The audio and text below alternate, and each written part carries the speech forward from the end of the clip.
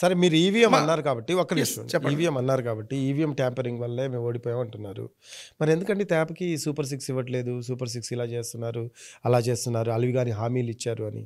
ఒకవేళ ట్యాంపరింగ్ చేసేవాళ్ళే అయితే అలివి కానీ హామీలు ఎందుకు ఇస్తారన్న ప్రశ్న ఉత్పన్నమవుతుంది. What you say? ఎస్, దీనికి నేను పర్ఫెక్ట్గా మీకు చెప్పాలంటే విత్ ఎవిడెన్సే. ఇప్పుడు మీరు ఫోను ఆఫ్ చేసి పెడదాం, స్విచ్ ఆఫ్ చేద్దాం. స్విచ్ ఆఫ్ చేసినాక మనకు ఒక అరగంట ఇంటర్వ్యూ అయిపోయినాక ఆన్ చేద్దాం. ఛార్జింగ్ పెరుగుతుందా? ఇప్పుడు మీకు 50% ఛార్జింగ్ ఉందనుకుందాం, స్విచ్ ఆఫ్ చేద్దాం, ఛార్జింగ్ పెరిగిద్దా? ఎస్, కరెక్ట్ కదా. కానీ ఈవీఎం మిషన్లకి పెరుగుతాయి. ఈవీఎం మిషను పోలింగ్ అయిపోయిన రోజు ఈవీఎం మిషన్ స్విచ్ ఆఫ్ చేసి పెడతాం. ఈ విషయం మీరు కోర్టులో ఉందలే, ఢిల్లీలో ఎలక్షన్ కమిషన్కి చెప్పాలి. లేదు, కోర్టులో కూడా ఉంది, కంగారు లేదు. కోర్టులో కూడా ఉంది, కంగారు. ఇంకా బాగుండేది. అప్పుడు ఏంటంటే ఎలక్షన్ కమిషన్ చాలా విషయాలు తెలుసు, మాకు తెలియని విషయాలు అనుకుంటే మీకు తెలియదు, అందుకని తెలియదు కాబట్టి చెబుతాను. ఆఫ్ చేసి పెడతాం. ఏది పోలింగ్ రోజు. కౌంటింగ్ రోజు ఛార్జింగ్ 92% వస్తుంది. ఎట్లా వస్తుంది? మీ ఊర్లో 500 ఓట్లు పోలేని, మీరు కూడా ఓటేశారు దాంట్లో. పోలింగ్ రోజు పోలైన ఓట్లు 500. కౌంటింగ్ రోజు 500 ఉండాలా, 490, 550, 570 ఉంటాయా? అడిగిందా నీకు చెప్పన్నా?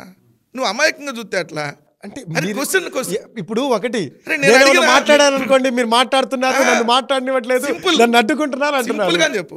500 ఉంటాయి కదా, ఒకటి చెప్తున్నా. 500 ఉంటాయి కదా, నేను మాట్లాడలేదు ఉంది. మీరు అప్పుడే మీరు ఓకే అంటే నేను ఎలా అంటే 500 ఉంటే 500 ఉండాలి కదా, అంతే కదా. 499 రాకూడదు, 550 రాకూడదు కదా. ఇట్లా పోలైన ఓట్లకి కౌంటింగ్ ఓట్లకి 12% వ్యత్యాసం ఉంటే మరి ఈవీఎంలు ట్యాంపరింగ్ జరగలేదని ఎట్లా అంటాం? ఇది దాని మీదే మరి మీరు మాట్లాడుకొని వెళ్ళాలి కదా. అంటే వీవీప్యాట్లు ఆల్రెడీ ధ్వంసం చేసేసారు, 45 రోజులు ఉండాలి. కానీ హడావిడిగా ఇప్పుడు మన ముఖేష్ కుమార్ మీనా అని ఎలక్షన్ కమిషనర్ కోర్టులో ఉండగానే వాడిని మొత్తాన్ని ధ్వంసం చేసేయమని చెప్పి మొత్తాన్ని తగలబెట్టమని కలెక్టర్లకు ఆదేశాలు ఇచ్చారు. సో ఇది ఒక ఆస్పెక్ట్. సో మేము ఓడిపోయాం కాబట్టి సో ఈవీఎంల మీద పట్టుకొని తిరగటము అలా ఉండదు. ఎప్పుడైనా ప్రజాస్వామ్యంలో రాజకీయ పార్టీగా అవతల వాళ్ళు ఏమిచ్చారో హామీలు దాన్ని నెరవేర్చేదానికి ఖచ్చితంగా ఈ పార్టీగా మేము అడుగుతాం. మీరు అన్న ఓటమికి పోస్ట్ మార్టం చేసుకోవాలి. ఇంకోటంటే వైఎస్ఆర్ కాంగ్రెస్ పార్టీకి సింగిల్గా కూడా 40% ఓటింగ్ ఉన్నది వాస్తవం. జగన్మోహన్ రెడ్డి గారు ఎక్కడికి వెళ్ళినా వేలాదిగా జనం జగన్మోహన్ రెడ్డి గారి కోసం వస్తారనేది వాస్తవం. ఈ ప్రభుత్వం ఏడాది కాలంలో ఏం చేయలేదనేది వాస్తవం. ఎందుకంటే మేము ఒకరికి ఇస్తాం అమ్మఒడి, వాళ్ళే ఉన్నారు నీకు 15 నీకు 15. నా ప్రశ్నకు సమాధానం చెప్ప, మిగతా మొత్తం చెప్తున్నా. మీరు అడిగింది కదా పోస్ట్ మార్టం ఎందుకు చేసుకున్నారు లేదన్నారు. దానికే కదా నేను చెప్తుంది. ఒకటి ఈవీఎం చెప్పాను, 2 సరే దాని పక్కన పెడదాం. అదే దాని గురించే చెప్పాను. దాని పక్కన ఈవీఎం ట్యాంపరింగ్ చేసే వాళ్ళే అయితే అలవి గాని హామీలు సూపర్ మీరే అంటున్నారు, అలవి గాని హామీలు ఇచ్చారు, సూపర్ 6 నెరవేర్చట్లేదు, సూపర్ 6 అలాంటి హామీలు ఇలాంటి హామీలు అని మీరే అంటున్నారు. ఎన్నో సందర్భాల్లో మీరు డిబేట్స్లో కూడా చెప్పిన పరిస్థితి. నేనేమంటున్నానంటే అలవి గాని హామీలు ఎందుకు ఇస్తారు? ఈవీఎం ట్యాంపరింగ్ ఒకవేళ చేసేవాళ్ళే అయితే మామూలుగా హామీలు ఇవ్వకపోయినా వాళ్ళకి నడిచిద్ది కదా. ఇక్కడ ఏం జరిగిందంటే సార్, కేంద్ర ప్రభుత్వంతో వాళ్ళు పొత్తులోకి వెళ్ళకముందు ఎన్ని హామీలు ఇచ్చింది, point number 1. So manifesto release చేసేటప్పుడు అసలు బీజేపీ వాళ్ళు పట్టుకోలేదు. ఎందుకు రాలేదండి? పట్టుకోలేదు అంతే. అక్కడ ఏంటంటే వాళ్ళ మధ్యలో చర్చలు నడుస్తూ ఉన్నాయి ఆ టైంలో. లేదండి, అప్పటికి పొత్తు ఓకే అయినాకే బీజేపీకి సంబంధించి ఆయన వచ్చాడు.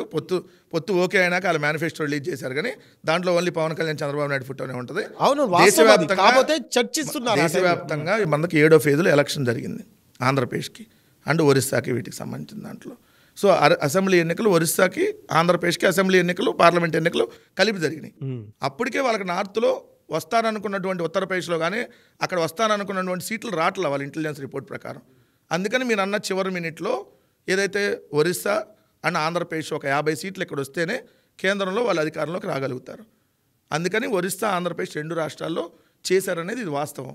కానీ దీన్ని ప్రూవ్ చేయొచ్చు. కానీ కోర్టులు కేంద్ర ప్రభుత్వం అధికారంలో ఉంది వాళ్ళే, ఇక్కడ రాష్ట్రంలో వాళ్ళే అధికారంలో ఉన్నారు. ఇప్పటి వరకు ఎవరైతే ఎలక్షన్స్ కోసం అప్లై చేశారో. వెంకటరెడ్డి ఇక్కడ చిన్న లాజిక్ మిస్ అవుతుంది. మీరేమంటున్నారంటే ట్యాంపరింగ్ జరిగింది ఈవీఎం అంటున్నారు. అలాంటప్పుడు నెక్స్ట్ ఎలక్షన్ కూడా వెళ్ళటం వేస్టే కదా ఆ లెక్క ప్రకారం. మీరు సమాయత్తం అవుతున్నాము, నెక్స్ట్ ఎలక్షన్కి సమాయత్తం అవుతున్నాము, నెక్స్ట్ ఎలక్షన్ కోసం ప్రిపేర్ చేసుకుంటున్నాము, పార్టీ క్యాడర్ని డెవలప్ చేసుకుంటున్నాము, నెక్స్ట్ ఎలక్షన్ కోసం పాదయాత్రకు ప్లాన్ చేసుకుంటున్నాము, నెక్స్ట్ ఎలక్షన్ కోసం పరామర్శ ఉద్యమాల కోసం అని చెప్పేసి ఇవన్నీ కూడా what I'm trying to convey here. ఒకవేళ మీకు రాజ్యాంగ వ్యవస్థ మీద నమ్మకం లేకపోతే ఇవన్నీ ఎందుకు చేస్తున్నారు? ఒకటే ఇవ్వండి. ఇప్పుడు మీరు అడిగిన క్వశ్చన్లోనే సమాధానం చెప్పండి. ఇప్పుడు మీరున్నారు సార్, మీరు ఇంకొకరు కలిసి ఎగ్జామ్ రాశారు, వాడు ఇన్విజిలేటర్ని మేనేజ్ చేసో లేకపోతే దొంగతనంగా పేపర్ లాక్కొచ్చి రాశాడని మీకు తెలుసు. ఇంక నెక్స్ట్ ఇయర్ మీరు చదువు మానేస్తారా? మానేరుగా. ప్రతిసారి దొంగతనం చేసినప్పుడు దొరికిపోతున్నప్పుడు ఇంకోసారి దొంగతనం చేయడానికి కొంత ఆలోచిస్తాడుగా. సో లేదు మీరు అందుకని చెప్పి ఈసారి మీరు కూడా దొంగతనం చేద్దాం అనుకుంటున్నారా? అట్లా చేస్తే మేము ఎట్టెందుకుంటామండి బాబు. ఒకవేళ అట్టనే చేస్తే మేము ఎట్లా ఉన్నాం కదా. సో అట్టని చేస్తే మేము ట్యాంపరింగ్ జరిగింది అనేది అవాస్తవము అనేది మీరు ఇక్కడ క్లియర్ గా ఒప్పుకుంటున్నట్టు ఒప్పుకోవట్లేదండి. 100% నేను ట్యాంపరింగ్ జరిగింది అంటున్నా. అరే మీరు చెప్పిన దాని ప్రకారం మరి నేను సమాయత్తం నేను క్వశ్చన్ అడిగిందని మీరు సమాధానం చెప్పాలి. ట్యాంపరింగ్ జరిగితే నెక్స్ట్ ఎలక్షన్ కి వెళ్ళే అవసరం ఏముంది మరి? అదే కదా, ప్రతిసారి కుదరదు కదా. అది నేను చెప్పాను. అందుకని మీరు ఇప్పుడు మానేస్తారా? మీరు ఇప్పుడు జర్నలిజంలో ఉన్నారు సార్. ఒకటి పాప మీకు ఇంకొక అతనికి వచ్చింది, అతను దొంగదారిలో మీకంటే పై పొజిషన్కి వెళ్ళాడు, మిమ్మల్ని ఓడిచ్చాడు అనుకున్నాడు. ఇక మీరు మానేస్తారా? ఇక జర్నలిజం వదిలేస్తారా? ఇంకా వద్దులేరా బాబు పాప దొంగదారిలో గెలిచేస్తున్నాడు అని అంటారు కదా. ఇంకో విధంగా ప్రజల్లోకి వెళ్ళి జరిగిన వాస్తవాలు చెప్పుకొని ఇంకో దగ్గరికి వెళ్ళో ఏదో ఒక విధంగా పని చేసుకోనో మళ్ళీ మీరు పొజిషన్కి వెళ్తారు కదా. అందుకని మీరు అడిగిందంటే సమాధానం ఉంది. రెండోది ట్యాంపరింగ్ జరిగిందనేది వాస్తవం, ఆధారాలు ఉన్నాయని నేను కాదండి, ఒక ఎన్డీఏ కూటమిలో పార్టీలు తప్ప అన్ని పార్టీలు చెప్తున్నాయి. నేను ఒక్కటే చెప్తాం కాదు కదా. సో కానీ దాని మీదే పట్టుకొని వెళ్ళటానికి రాజకీయ పార్టీకి ఉండదు. ఎందుకు? ప్రజా సమస్యలు నిరంతరం ఉంటాయి. అందుకని మీరు అన్న పోస్ట్ మార్టంలో సూపర్ 6 ఇస్తామని అధికారులు, సూపర్ 6 కాదండి, సూపర్ 6తో పాటు 143 హామీలు ఇస్తానని మీరు అధికారంలోకి వచ్చారు కదా. ఎవరు కనపడితే వాళ్ళకి అందరికీ డబ్బులు ఇస్తా అన్నారు కదా. నీకు 15, నీకు 15, నీకు 18, నీకు 18, నీకు 20, నీకు 20, నీకు 36, నీకు 36 కనపడినోడికల్లా చెప్తా వచ్చారు కదా. ఒక్కరికన్నా 15 ఇచ్చారా? ఒకరికన్నా 18 ఇచ్చారా? ఒకరికన్నా 20 ఇచ్చారా? ఒకరికన్నా 36 ఇచ్చారా? అడుగుతాం కదా. సో దాన్ని ప్రజాస్వామ్యంలో ఓ పొలిటికల్ పార్టీ, ఈ రాష్ట్రంలో ఉన్న రాజకీయ పార్టీల్లో అన్ని రాజకీయ పార్టీలు ఒకవైపు కూటమిలో ఉంటే అసెంబ్లీలో మేము ఒకవైపు ఉన్నాం. అంటే ఎమ్మెల్యేలుగా ఉన్న పార్టీల్లో 3 ఒకవైపు ఉన్నాయి. 4 పార్టీలు ఎమ్మెల్యేలకు ప్రాతినిధ్యం ఏపీలో ఉంది ప్రజెంట్. మరి 3 వైపు ఉన్నప్పుడు మేము ఒకవైపు ఉన్నప్పుడు మరి ప్రజాక్షేత్రంలో నిలదీస్తాం కదా. సో పోస్ట్ మార్టం చేసుకున్నామంటే చెప్పాను అదే. ఇక్కడ ట్యాంపరింగ్ అనే వర్డ్ యూజ్ చేసి ఫ్రాంక్లీ సేయింగ్ రాజ్యాంగ వ్యవస్థ మీద ప్రజలకి అనుమానం కలిగేలాగా ఒక మిత్ని క్రియేట్ చేసే ప్రయత్నం చేస్తున్నారు అనే వాళ్ళు చాలా చిన్నవాడిని. ఏం చెప్తారు మీరు? నేను చాలా చిన్నవాడిని, నాకు అంత అనుభవం కూడా లేదు. అద్వానీ గారు తెలుసుగా, subject the correction, LK Advani గారు తెలుసుగా, పుస్తకం రాశారండి. రాజ్యసభ సభ్యుడు మన జీవీఎల్ నరసింహారావు గారు అని ఉంటారు. ఈవీఎంలు ట్యాంపరింగ్ జరుగుతుందని పుస్తకం రాశారండి. మరి వాళ్ళతో పోలిస్తే నేను అట్ట ఈవీఎం వాళ్ళు కూడా రాజ్యాంగంలో పదవులు అనిపించినారు కదా రాజ్యసభ దాకా. మీరు చెప్పడం ఎలా ఉందంటే అంటే మీరు ఫస్ట్ దగ్గర నుంచి కూడా గొర్రె సామెతే చెప్తున్నారు. మన ఇంటర్వ్యూ గొర్రె సామెత కాదు, మీరు అదే ఫాలో అవుతున్నట్టే మాట్లాడుతున్నారండి. ఇది గొర్రె సామెత ఉండదు, ఇది రిఫరెన్సెస్. ఇదిగో పలానా ఆధారం, పలానా వాళ్ళు ఇలా జరిగింది, ఇదిగోండి విత్ డేటా, పోలైన ఓట్లిన్ని, కౌంటింగ్ ఓట్లిన్ని ఎట్లా మారుతాయని సింపుల్ క్వశ్చన్ కూడా మనం ఆలోచించకుండా గొర్రె మందని మీరు అనుకుంటే ఎట్లా? ఇప్పుడు పోలైన ఓట్లు, కౌంటింగ్ ఓట్లు ఒకటే ఉండాలా, ఉండకూడదా? ఒకటే ఉండాలి. మారినప్పుడు మరి మీరు జరిగింది అనకుండా ఎట్లా వస్తాయి చెప్పండి? మన రాజ్యాంగ వ్యవస్థలో లోపాలు జరిగితే అటువంటి లోపాలు జరిగితే సరిదిద్దుతారు కదా అనేది నా క్వశ్చన్. ఎవరు సరిదిద్దట్లేదు కదా, అదే జరుగుతుంది. మన కోర్టులు చిన్నది అడిగా, దానికి సంబంధించి ఫోరమ్స్ ఉన్నాయి, అన్ని ఉన్నాయి. మళ్ళీ మొత్తం మళ్ళీ మీరే చెప్తున్నారు భగవద్గీత చెప్పాలి మళ్ళీ. మీరు ఒకటి చిన్న మీరు సబ్జెక్ట్ కరెక్షన్ అన్నారు కాబట్టి నేను దానికి కూడా ఇంకో మాట చెప్తున్నాను. నేనన్నా మీరు ఊళ్ళకి దాన్ని గుడ్డగాల్చి నేనే మొఖాన ఇట్లేదు. మహారాష్ట్రలో మనం పోయిన ఓట్లకి కౌంటింగ్ ఓట్లకి తేడా వచ్చిందా లేదా మీరు చూసారా లేదా? పేపర్లో మీ టీవీలో కూడా చదివినట్టున్నారు కదా, వార్తల్లో చదివారు కదా. అలా కాదు, ఇక్కడ ద థింగ్ ఏంటంటే ఆరోపణల్ని చెప్పే ప్రయత్నం చేస్తాం, అంతేగాని మేము ఫైనల్ చేసి చెప్పాం ఎక్కడ. అరే ఇప్పుడు లెక్కలు ఉంటాయి కదా, ఆరోపణలు కాదు. లెక్కలు వేరు, ఆరోపణలు వేరు. నేను రఫీ గారు సో ఏదేదో అన్నా అనుకో, అది కాదు. రఫీ గారు ఇదిగో పలానా ఊర్లో పుట్టాడు, పలానా సంబంధించిందని నేను డేటా చెప్పాను అనుకో, అది డేటా. ఇప్పుడు నేను క్లియర్గా మీకు డేటా క్లియర్గా చెప్పా. ఈ డేటా ఏంటి? పోలైన ఓట్లకి, కౌంటింగ్ ఓట్లకి పెరిగినాయి.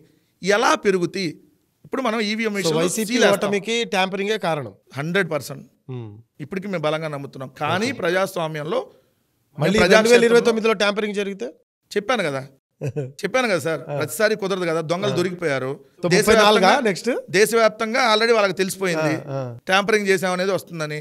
ఇప్పటికి అందుకనే పోలైన ఓట్లకి, కౌంటింగ్ ఓట్లకి ఇంత డిఫరెన్స్ వస్తున్నప్పుడు ఈసారి ప్రతిసారి అలా చేసి ట్యాంపరింగ్ చేసి గెలుస్తామంటే అధికారం కోసం ట్యాంపరింగ్ చేస్తున్నారు మీరే అన్నారు. అధికారం కోసం ట్యాంపరింగ్ చేసిన తర్వాత ఒకసారి ట్యాంపరింగ్ అయిపోయి రిజల్ట్స్ వచ్చిన తర్వాత ఎవరేం చేయలేదు చెప్పారు కదా. ఆ లెక్క ప్రకారం మీరు కూడా ఆశాజీవి కదా మనిషి. పాప మీకంటే ముందుకు సో ఎవరైనా నెక్స్ట్ వెళ్ళిపోయి- 2034 అంటారు మీరు. లేదండి 2029 కూడా ట్యాంపరింగ్ జరిగితే అప్పుడు 34 కూడా చేస్తారని చెప్పొచ్చుగా మీరు. మీరు అప్పుడు అదే కదా 39 మీ కూడా లెక్క చెప్తారా? ప్రకారం మాట్లాడుతున్నాను నేను. నేను చెప్పాను అదే, మీరు ఒకసారి ఓడిపోయారండి. సో అంటే మీరు మీరు ఇంకోసారి ఒకసారి- అధికారం వచ్చే కాదండి, ఛాన్స్ లేదు. మీరు అయితే మీరు మంచి స్టూడెంట్ రఫీ గారు, చాలా బాగా చదువుతాడు, బాగా కష్టపడి, ఏది బట్టి కొట్టి గైడ్లు కాదు, టెక్స్ట్ బుక్లు చదివి బాగా చదివి, తెల్లారులు కాదులేండి మామూలుగా చదివి బాగా పాస్ అయ్యి మీకు ఫస్ట్ రావాలి, 550 మార్కులు రావాలి మీకు లెక్క ప్రకారం 600కి.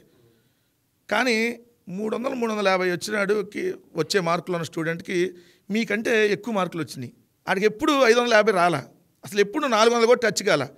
350 మార్కులతో ఏదో అట్ట బొటాబొట్టి ఉంటే నేను నిన్నాలి. 350 మార్కులు వచ్చేవాడికి వచ్చేసింది. మీ 10th క్లాస్ మీరు స్టేట్ ఫస్ట్ వస్తారని అనుకున్నారు, వాడు ఎవడో 350 మార్కులు మీకు వచ్చింది. మీరు ఇక ఇంటర్మీడియట్, అరే ఇట్లానే ఇంటర్మీడియట్లో కూడా వీడు మళ్ళీ మేనేజ్ చేస్తాడులే ఇన్వెలేటర్ని, ఇంక చదువు ఆపేద్దామని ఆపరు కదా, మేము కూడా అంతే.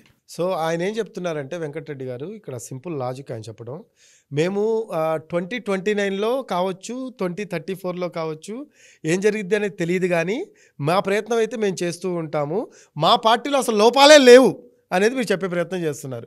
మేము ఓడిపోవడానికి మా పార్టీలో లోపాలు లేవు, అంతర్గతంగా మేము చాలా స్వచ్ఛందంగా చేసాం ప్రజలకి, అసలు అంతర్గతంగా లోపాలు లేవు, ఓన్లీ ట్యాంపరింగ్ వల్లే ఓడిపోయాము, నెక్స్ట్ 29లో కూడా ఓడిపోబోతున్నాము, 34లో కూడా ఓడిపోతున్నాము. మీరే చెప్పండి, మీరు అదే కదా చెప్పింది, ఓపెన్ సీక్రెటే కదండి. ఒకటండి కాదు, మీనింగ్ క్లియర్. అక్కడ ఏ పార్టీలోనే ఎక్కడైనా అంతర్గతంగా చిన్న చిన్న ఇష్యూస్ ఉంటాయి. ఇప్పుడు మీ ఆఫీస్ ఉంది, అంతా చక్కగా ఉంటుందా? చిన్న చిన్నవి ఉంటే సరి చేసుకుంటారు, మళ్ళీ వస్తా ఉంటే సరి చేసుకుంటా ఉంటే ఒకటి.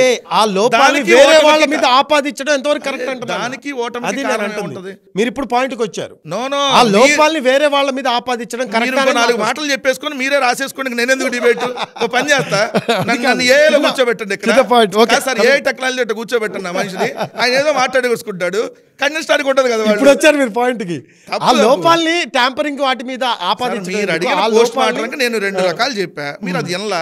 ఒకటి ఈవీఎం ట్యాంపరింగ్ చెప్పా, 2 మేము ఇస్తానన్న దానికంటే వాళ్ళు పథకాలు ఎక్కువ ఇస్తున్నారు, ఈ రెండిట్లో ఏదో దానివల్ల మేము ఓడిపోయి ఉంటాం అనేది క్లియర్. మాకు మొట్టమొదటి అయితే ఈవీఎంల మీద అనుమానం అనేది నేను చెప్పా, కానీ మీరు అది అనుకోండి. దానికి నేనేం చెప్పాను, లోపాలని వదిలేసి మీరు ఆ ఈవీఎం ట్యాంపరింగ్ అలివిగాలి హామీలు, మేము అమ్మఒడి ఇవ్వటం లోపమో, లేదంటే మేము స్కూల్ బాగు చేయడం లోపమో, మేమేం చేయగలుగుతాం?